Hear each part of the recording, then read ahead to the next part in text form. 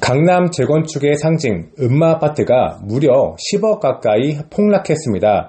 작년 최고가 26억 3,500만 원을 찍은 지 불과 1년 만에 최근 17억 6천에 거래된 건데요. 정비사업 추진 23년 만에 서울시 도시계획위원회의 문턱을 넘는 등 본격적으로 호재가 시작될 예정임에도 집값이 폭락하는 이유는 무엇일까요?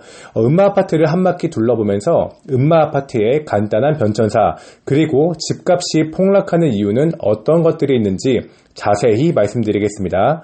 네, 향후 음마아파트의 전망까지도 말씀드릴 테니 영상 끝까지 시청해 주시길 부탁드려요. 구독, 좋아요 감사합니다. 음마아파트는 1979년 한보그룹에 의해 지어진 강남 1세대 아파트입니다. 당시 강남은 비가 오면 습해지고 물이 고이던 지역으로 유명했었고요. 따라서 땅의 가치를 제대로 인정받지 못했습니다. 당시 중소기업이었던 한보그룹은 그러했던 강남 땅에 4,300세대에 이르는 음마아파트를 건축을 했고, 이로 벌어들인 분양대금만으로 일약 대기업으로 점프하는 계기가 되었습니다. 음마아파트는 지지부진한 재건축 추진으로 인해서 약간의 오명이 있었지만 대치역과 항려울역 사이에 위치한 지리적 조건과 강남 8합군 동네의 입지 장점을 등에 업고 강남 불패라는 단어를 만들어내며 강남 아파트 집값 상승을 견인해왔던 것입니다. 한때 숨막히는 주차장과 쓰레기와 벌레들이 우글우글 끓었을 정도로 최악의 거주 환경을 자랑했음에도 자녀들의 교육 문제 때문에 자녀를 키우는 가구들이 물밀듯이 들어왔던 것이죠.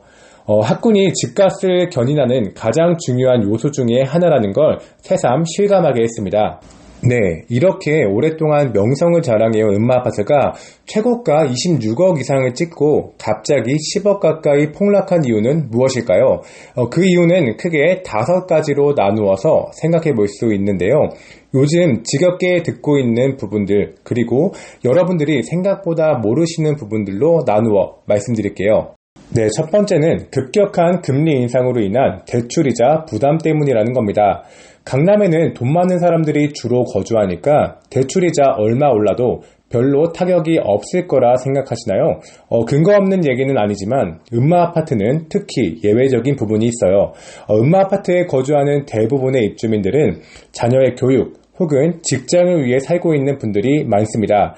즉, 전세 혹은 월세로 거주하는 분들이 대다수라는 것이에요. 전셋집을 구할 때 보통 전세자금 대출을 받고 와요. 현재 6억, 8억 선에서 전세가가 형성되어 있는데 이 중 상당 부분을 대출해서 온다는 것이죠. 네, 문제는 이 전세 대출은 80% 이상이 변동금리로 이루어지고 있다는 건데요. 즉 기준금리가 0.5%에서 3%까지 오른 이 시점에 임차인들의 대출금 부담은 점점 더 커질 것이고, 자연스레 평수를 줄여 다른 곳으로 이사를 가거나 같은 금액이면 더 좋은 아파트로 이사하려는 움직임이 발생하겠죠. 두 번째는 역전세난 때문입니다. 이렇게 임차인들이 빠져나가기 시작하면서 전세입자를 구하는 매물들은 많아질 것이고 자연스레 전세값은 내려갈 것입니다. 이 때문에 호황기에 8억의 전세를 주었는데 그로부터 몇 년이 지난 지금 6억의 전세를 줘야 한다면 차액인 2억분만큼은 임대인이 마련해서 줘야 합니다. 자금이 넉넉한 사람이라면 관계가 없겠지만 문제는 갭 투자 형식으로 집을 보유한 분들이에요. 실제로 전세금을 돌려주지 못해 대출을 받아서 주거나 못 돌려준 차액분에 대해서는 세입자에게 월세를 주기도 한다고 합니다. 이러한 상황들 때문에 음마아파트에 투자하려고 했던 많은 갭 투자들의 발걸음이 줄어들었고 자연스레 집값 폭락의 요인이 된 것이죠. 세 번째는 낙후된 아파트 환경 때문입니다. 음마아파트의 낙후된 시설은 언론에서도 상당히 많이 다뤄진 부분인데요. 그럼에도 사람들이 앞다투어 들어온 이유는 오로지 자녀들의 교육 문제 때문이었습니다. 하지만 요즘은 강남 8학군을 대체할 만한 학군도 꽤 많이 생겨났습니다. 무엇보다 8억에 이르는 음마아파트 전세금이면 이사갈 수 있는 아파트들이 공급되고 있기 때문에 굳이 이곳에 머무를 필요가 없어진 것이죠. 네 번째, 조합 간 분열 때문입니다. 음마아파트의 고질적인 문제 중 하나인데요. 음마아파트 내에는 입주자 회의, 재건축 추진위, 음마 소유자 협의회, 음마 반상회 등의 단체들이 구성되어 있어요. 각자가 주장하는 목소리가 서로 상반되는 부분들이 많기 때문에 간단한 의사결정을 할 때조차도 다른 아파트들에 비해서 오래 걸린다는 점이 커다란 리스크로 작용하고 있어요. 뿐만 아니라 실제로 거주하는 분들이 집주인이 아니라 임차인들이라는 점도 의사소통의 걸림돌 중 하나라고 볼 수도 있기 때문에 재건축을 바라보는 이들의 걱정은 끊이지 않을 것입니다. 다섯 번째, GTX 노선 음마아파트 지하 통과 가능성 때문입니다. 현대건설이 제출한 GTX-C 노선을 보면 지하도로 일부가 음마아파트를 관통해요. 만약에 이럴 경우 가뜩이나 안전문제로 골머리를 하는 음마아파트는 큰 타격을 입을 수밖에 없어요. 현재 재건축에 한 발 더 다가가긴 했지만 언제 이주를 할지도 모르는 마당에 선뜻 이러한 안전문제를 뒤로한 채 집을 매수하기는 쉽지 않을 거예요. 자, 그럼 이제 이러한 문제들로 인해 10억 가까이 폭락을 했으니 이제는 다시 반등하고 예전의 위상을 되찾을 수 있을까요? 아쉽게도 아직 음마아파트가 이겨내야 할 치명적인 문제들이 크게 세 가지나 있습니다. 첫 번째, 양도세 중과 유예.